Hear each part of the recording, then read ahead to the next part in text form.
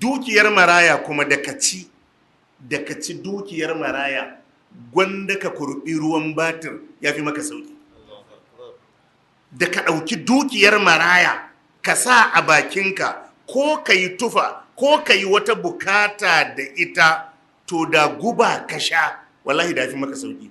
Daga inda ka ci dukiyar maraya abu na farko Allah ke raba gari da kai.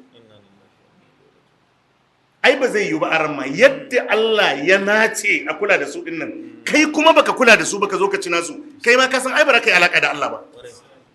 Shi fa Allah in ma baka taimake su ba za ka samu matsala da shi, balle kuma nasu ka ɗauka ka ci.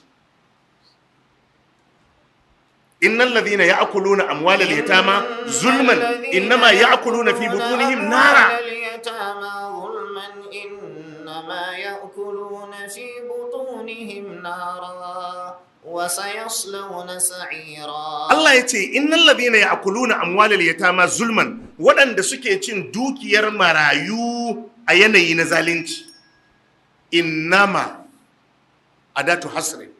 Innama Allah ce iyaka ya'kuluna fi butunihim nara, abinda suke ci a cikin sunnan Allah ya ce wuta ne.